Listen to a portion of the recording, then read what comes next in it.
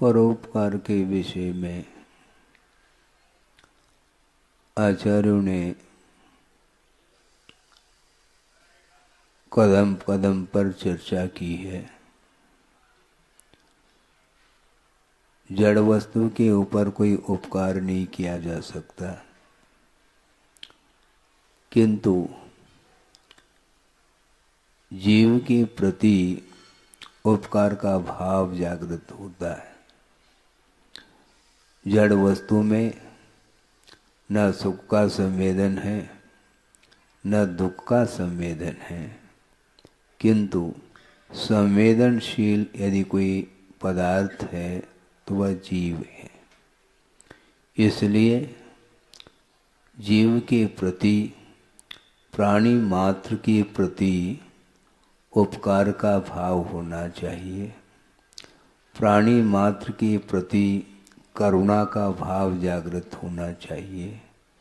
प्राणी मात्र के प्रति अनुकंपा का भाव जागृत होना चाहिए, क्योंकि पूज्यपाद स्वामी ने सर्वार्थ सिद्धि में यह प्रसंग दिया है कि वह सम्यक दर्शन, जो कि मोक्ष मार्ग की प्रथम सीढ़ी कहा गया है, उस सम्यक दर्शन की चर्चा करते समय यह प्रसंग दिया है कि वह सम्यक दर्शन दो तरह का होता है, एक सराग सम्यक दर्शन और एक वीतराग सम्यक दर्शन।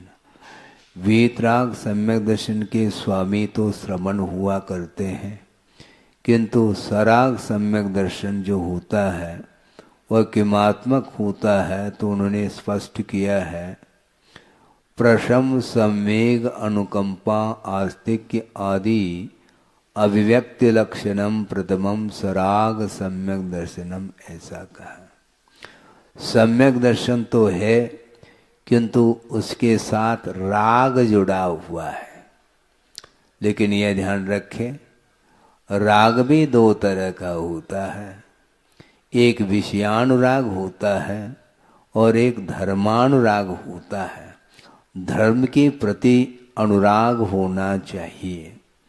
राग हमेशा हमारे लिए एकांत रूप से बंध के लिए कारण नहीं होता, किंतु जो धर्मानुराग होता है वह परंपरा से निर्वाण के लिए कारण बताया है। इसलिए प्रशम, सम्वेग और अनुकंपा यही जिसके अंग हैं, ऐसा वह सराग सम्यक दर्शन माना जाता है। उसमें अनुकंपा शब्द को भी लिया है। अनुकंपा किसके प्रति की जाती है, किस व्यक्ति के प्रति करुणा का भाव जागृत होता है, यह भी स्पष्ट किया है। आप लोग दूर दूर से आए हैं। अभी यह परिचय दिया जा रहा था कि अहिंसा के पुजारी, अहिंसा के अग्रदूत, ऐसे शब्दों के प्रयोग आपने किए हैं। ठीक किया है आपने, क्योंकि अहिंसा के प्रति लगाव जो होता है वह विरल व्यक्तियों के जीवन में ही वह लगाव उत्पन्न होता है। बहुत सारे ऐसे भी इस धरती पर जीव हैं, मनुष्य के रूप में हैं, इसके उपरांत भी उनकी वृत्ति पशु से भी गई बीती देखने को मिलती है। एक सिंह को भी आपने देखा होगा, सुनते हैं, वह जो सिंह अर्थात व्याघ्र है वह शिकार करता है, किंतु शिकार कब करता है? जब भूख लगी है तो वह शिकार करके उस भूख को शांत करता है, उसके बाद वह शिकार नहीं करता, ऐसा भी सुनने को मिलता है। आप सोचो समझो, प्रत्येक जीव के साथ पेट लगा हुआ है। सुन रहे हैं आप? प्रत्येक व्यक्ति के साथ पेट लगा हुआ है, किंतु पेट ही नहीं लगाना चाहिए। पेट और पेटे में बड़ा अंतर है। 2-4-6 रोटी आपने खा ली, भूख शांत हो जाती है, किंतु पेटी को भरने के लिए दूसरे के पेट के ऊपर भी प्रहार करता है संसारी प्राणी। केवल पेट ही भरना चाहता है। जीवन जीने के लिए आपको ये चाहिए कि जिस प्रकार मैं अपने जीवन को सुख और शांति के साथ व्यतीत करना चाहता हूँ, उसी प्रकार प्रत्येक जीव की यह इच्छा होती है।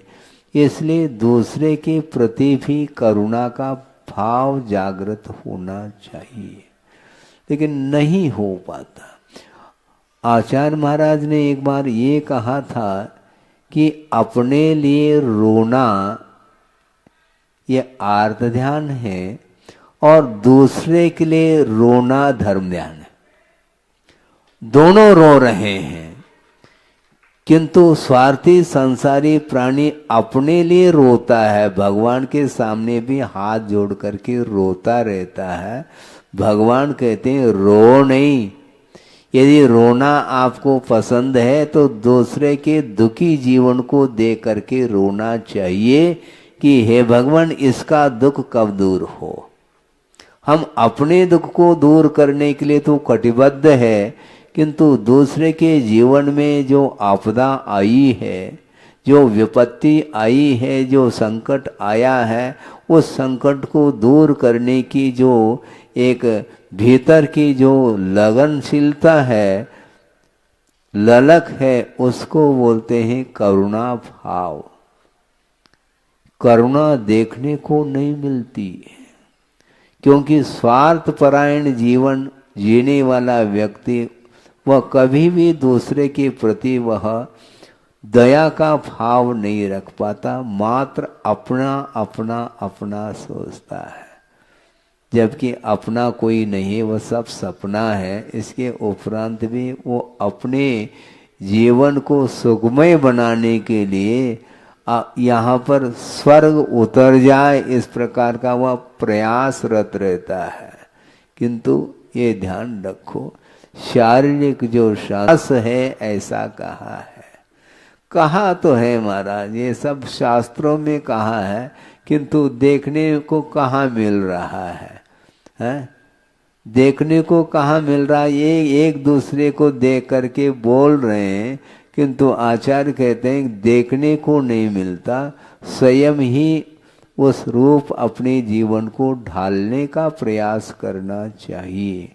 तो मैं ये कह रहा था कि सम्यक दर्शन होते हुए भी वह एक तरह का नहीं है, किंतु राग के साथ संबंध को लेकर के जो सम्यक की उत्पत्ति होती है, उसको सराग सम्यक दर्शन की संज्ञा दी है। और वह सराग सम्यक दर्शन की मुख्यता गृहस्थ जीवन में हुआ करती है। महाराज, हमारे लिए भी कुछ धर्म का लाभ हो, क्यों नहीं होगा? क्योंकि धर्म वस्तुतः अहिंसा प्रधान धर्म है। अहिंसा की रक्षा करने के लिए ही हम रात दिन प्रयत्नशील हैं, क्योंकि हिंसा का अर्थ घात होता है। दूसरे के जीवों का घात करके कभी भी जीवन यापन करने का भाव नहीं रखना चाहिए। लेकिन होता क्या नहीं, मैंने पहले भी कहा था, गृहस्थ जीवन में अपने जीवन को व्यतीत करता हुआ वह चलता है, और ऐसा कोई भी कार्य नहीं होता जिसमें हिंसा नहीं होती हो। तो फिर महाराज, हिंसा से बचने के लिए हम करें क्या? अनुपात से हिंसा से बचने का उपक्रम कर लेना चाहिए। कोई भी व्रत छोटा और बड़ा नहीं होता, व्रत तो व्रत ही होता है। अपनी शक्ति के अनुरूप पालन करने का पुरुषार्थ कर लेना चाहिए।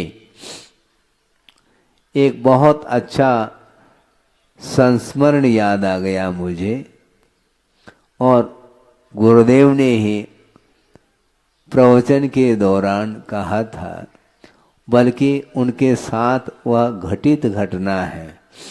वो क्या है? नैनागिरी की बात है और आहारचर्या का समय हुआ था। शुद्धि करके आचार्य महाराज आहार के लिए निकल गए। मंदिर में जाकर के वंदना की और निकल गए। और निकलने के उपरांत वहाँ पर जो श्रावकगण खड़े थे पड़गान के लिए, वहाँ पर किसी का पुण्य का उदय जागृत हुआ। सबका पुण्य का उदय नहीं है ऐसा नहीं कहना चाहता। सबका पुण्य का उदय होते हुए भी किसी एक के यहाँ ही तो एक साथ पड़गान हो सकता है। 150 भी मान लो श्रावक खड़े हैं पड़गान के लिए, इसके उपरांत भी एक के यहाँ ही आहार संपन्न होगा। तो एक श्रावक ने पड़गान करके भीतर ले गए और नवदा भक्ति करी। उसके उपरांत आचार्य महाराज खड़े हो गए आहार लेने के लिए, और उसी समय एक परिवार वहाँ पर आया जो बाहर का था, बाहर ही खड़ा था, किंतु निवेदन प्रार्थना कर रहा था गुरुदेव के प्रति कि भगवान बहुत दिन की मेरी भावना है आहार दान देने की, और इस भावना को आप पूर्ण करेंगे कृपा करके। तो आचार्य महाराज तो मौन खड़े होकर के आहार ले रहे थे। एक क्षण के लिए उनकी ओर दृष्टि जाती है और उन्होंने पुनः दोहराया कि महाराज बहुत दिन की भावना है, किंतु क्या महाराज, एक विकल्प मेरे मन में बार बार आता है, वो ये है कि मैं रात्रि भोजन का त्याग नहीं कर सकता। सुन रहे हैं आप? हाँ, मैं रात्रि भोजन का त्याग नहीं कर सकता, किंतु आहार देने की तो मेरी तीव्र उत्कंठा है। और गुरुदेव ने उनको देखा, निहारा, और उन्होंने मौन रूप से स्वीकृति दे दी मुस्कान के माध्यम से। लेकिन ध्यान रखो, अभी बहुत लंबी कहानी है, बहुत लंबा प्रसंग है, ये ताली नहीं बजाओ। रहस्य क्या है इसको समझो, सोचो। और उन्होंने इसलिए स्वीकृति प्रदान की थी, उन्होंने फेस रीडिंग किया था। वह ऐसा एक व्यक्तित्व था, पति पत्नी दोनों आए थे, उन्होंने देखा और परखा, और उन्होंने मन में ये सोचा कि इस ग्राहक को लौटाना नहीं चाहिए। क्या रहस्य होगा महाराज, जल्दी खोलो, खोल रहे हैं। और बाद में वह रहस्य खुलेगा, क्योंकि मौन है। और उन्होंने मुस्कान दे करके उन्होंने मौन रूप से स्वीकृति दे दी, और उन्होंने शुद्धि बोल करके बड़े विनय अनुनय आदर भक्ति पूर्वक उन्होंने 1-2 ग्रास दिए। फिर बाद में क्या होता है, आहार सानंद संपन्न हुआ और आचार्य महाराज पुनः लौटने लगे। वहां पर थोड़ी बैठा जाता है। और लौट करके मंदिर की ओर जब निकल गए तो उनके साथ जो चौके वाले जितने भी मेंबर थे वे भी सारे के सारे उनके साथ हो गए पहुंचाने की दृष्टि से। और उसमें वो 2 व्यक्ति भी साथ हो गए थे। वहाँ पर जा कर के बैठ गए आचार्य महाराज, और वो दोनों व्यक्ति आकर के नमोस्तु किया उन्होंने और बैठ गए। और आचार्य महाराज ने उनकी ओर देखते हुए कहा कि देखो, तुम दोनों ने आहार दे दिया और मैं उस समय मौन था, इसलिए कुछ बोल नहीं सका। अब तो मैं बोल सकता हूं, महाराज आप जो कहो वो हम तैयार हैं, लेकिन रात्रि भोजन का हम त्याग नहीं कर पाएंगे। कोई बाधा नहीं, कोई बाधा नहीं। फिर कैसे करेंगे महाराज? आप क्या करते हो? तो उन्होंने कहा कि महाराज हम दोनों पति पत्नी गवर्नमेंट सर्वेंट हैं। हाँ ठीक है, उसमें भी कौन सा विभाग है, क्या करते हैं? कुछ नहीं, मैं तो डिप्टी कलेक्टर हूँ और ये श्रीमती जज हैं। आ गई बात समझ में? ये व्यक्तित्व उन्होंने पहले से ही पहचान ली थी, क्या व्यक्तित्व है इनके अंदर। उन्होंने बहुत अच्छा, बैठ जाओ, लेकिन ये ध्यान रखो रात्रि भोजन त्याग नहीं कर सको, कोई बाधा नहीं, क्योंकि आपके सामने समस्या है। समय पर कोर्ट जाना पड़ता है, समय पर जो है वह ड्यूटी देने पड़ती है, इसलिए कोई बाधा नहीं। लेकिन मैं आपके लिए जो नियम देना चाहता हूं उसको तो लेना पड़ेगा। महाराज रात्रि भोजन त्याग को छोड़ करके आप जो दे दो उसके लिए हम मंजूरी देते हैं। अच्छी बात है, ऐसा करो। ऐसा कहा, ऐसा कहने का अर्थ क्या? कोई 5 लाख का दान देने के लिए कहा जा रहा है क्या? नहीं, ऐसे का अर्थ है 5 अनुव्रत अंगीकार करो। महाराज ये तो उससे भी कठिन है, रात्रि भोजन त्याग से भी बहुत जटिल विषय है मेरे लिए, बहुत कठिन है ये। कठिन कुछ नहीं है, मैं समझाता हूं, सुनो और आप लोग भी सुने।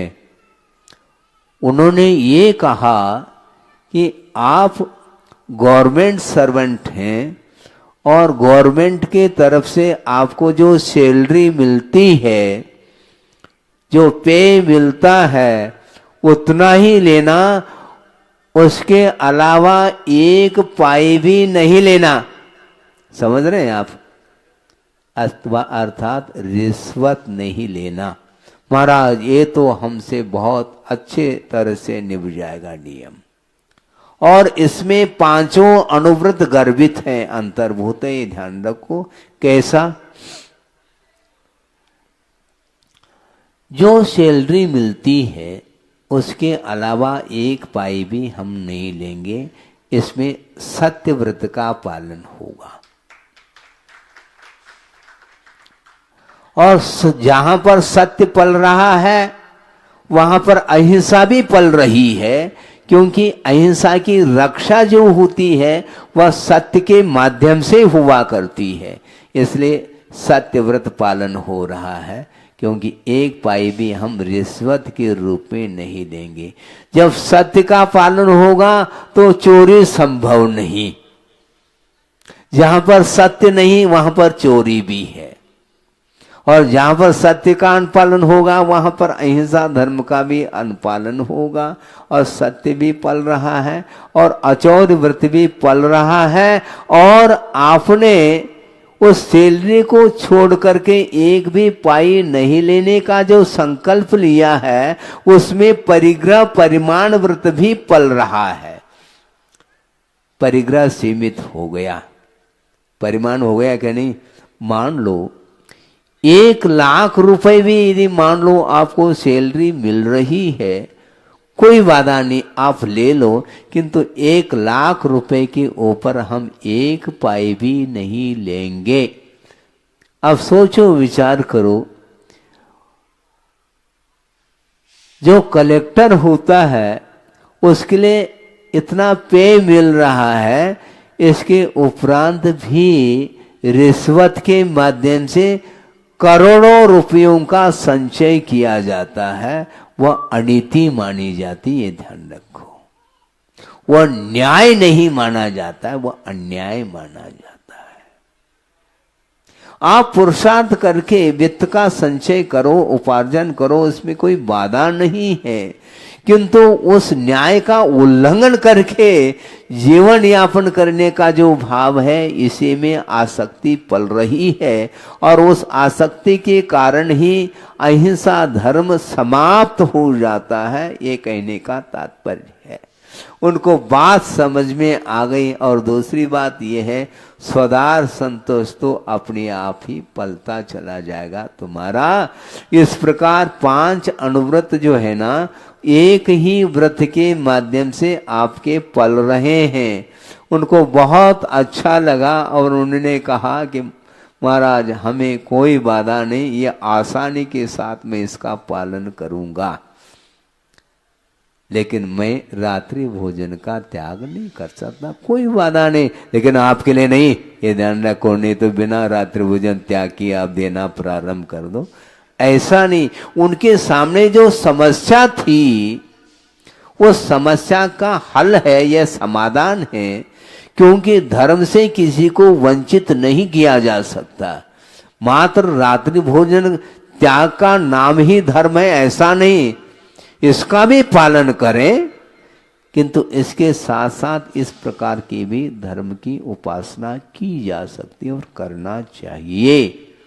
इस प्रकार आचार्य महाराज की ये कुशलता है कि किसी को भी है वापस नहीं, किसी ग्राहक को वो वापस लौटाने नहीं देते, लौटने नहीं देते। वो अपनी क्षमता के अनुरूप धर्म का पालन करो। अर्थ ये है कि अहिंसा की उपासना करने वाला व्यक्ति हमेशा परिग्रह से दूर रहता है और रहना चाहिए। यहां तक कि रत्नकंठ श्रावकाचार्य में ये प्रसंग आता है, उस प्रसंग को आपके सामने रख रहा हूं 5-10 मिनट में। उसको सुन करके पढ़ करके आपको आश्चर्य लगेगा। आप तो उच्च कुल में पैदा हुए हो और एक नीच कुल में पैदा हुआ है, कौन? चांडाल। और उसका नाम लिया है किसने? आचार्य समंतभद्र स्वामी ने रत्नकंठ श्रावकाचार्य के अंदर उसको उसका नाम उल्लेखित किया है।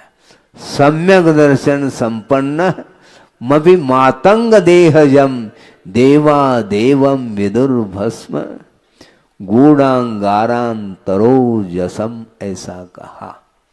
आप सोचो विचार करो। वह चांडाल नीच कुलीन माना जाता है, उसका स्पर्श नहीं किया जा सकता, किंतु ये ध्यान रखो सम्यक दर्शन से वह संपन्न हुआ है, उसके लिए देव संज्ञा प्राप्त हो गई है। देव का अर्थ देवादिदेव नहीं लेना, किंतु देव का अर्थ उसके अंदर पूज्यता आई है, वह आदर का पात्र हुआ है। देव का अर्थ वह पूज्य हुआ है, और पूज्यता का अर्थ यहाँ पर वह पूज्यता नहीं लेना, किंतु आदर का पात्र बना हुआ है। वो कौन? वह चांडाल होने के बावजूद भी। ऐसी कौन सी विशेषताएं महाराज, उस प्रसंग को आपके सामने रख रहा हूं। सोचिए, उस चांडाल ने भय के ऊपर भी विजय प्राप्त की है, और उस चांडाल ने लोभ को भी जीत लिया है। इस प्रसंग में वह विषय स्पष्ट हो जाएगा। राजा ने अष्टानिका पर्व में अष्टमी से लेकर के पूर्णिमा तक उस अष्टानिका पर्व में किसी भी जीवों की विराधना घात नहीं होना चाहिए, इस प्रकार उस राजा ने राज्य में घोषणा की थी। अब सोचो, हिंसा नहीं होगी उस अष्टानिका पर्व के दिनों में। संयोग की बात है, राजा का राजकुमार, और उसने उन दिनों में जीव का घात किया था। क्योंकि वह मांस का लोलुपी था और उसने छुप करके बगीचे के अंदर एक मेंढे का घात किया। मेंढा जानते हैं आप? है हाँ। उसका घात किया और उसको पका करके उसने भक्षण किया था। और यह बात राजा के कान तक पहुंच गई, खबर पहुंच गई। पहुंचते ही राजा ने कहा, कौन है, उसको पकड़ करके ले आओ। तो वहां तक जो खबर पहुंची थी वह किसके द्वारा पहुंची थी? एक माली था उस बगीचे में और उसने एक दिन पेड़ के ऊपर चढ़ा था और वहां से उसने उस राजकुमार ने जो मेंढे का घात किया था, वध किया था, उस कृत्य को उसने देखा था और उसने ही खबर पहुंचाई थी राजा के दरबार तक जाकर के। राजन, आपने घोषणा की थी अष्टानिका पर्व में घात नहीं करने का, किंतु आपके पुत्र ने ही घात किया। मेरे पुत्र ने?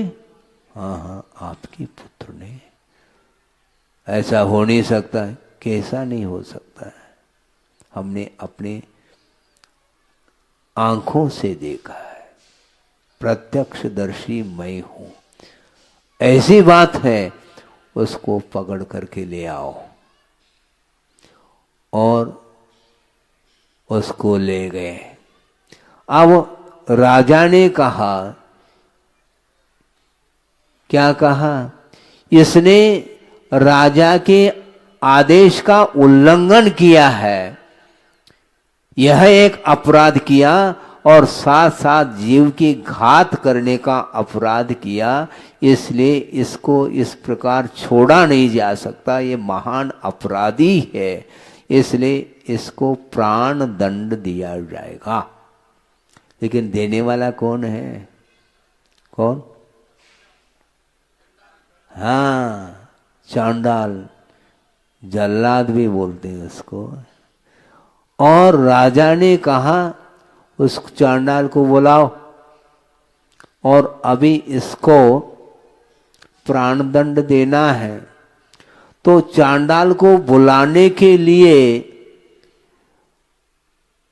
राज्य की जो कर्मचारी थे, कोतवाल आदि, वहां पर पहुंच गए। कहां पर? जहां पर वह रहता था उसके घर पहुंच गए और उन लोगों ने कहा, कहाँ है वो चांडाल?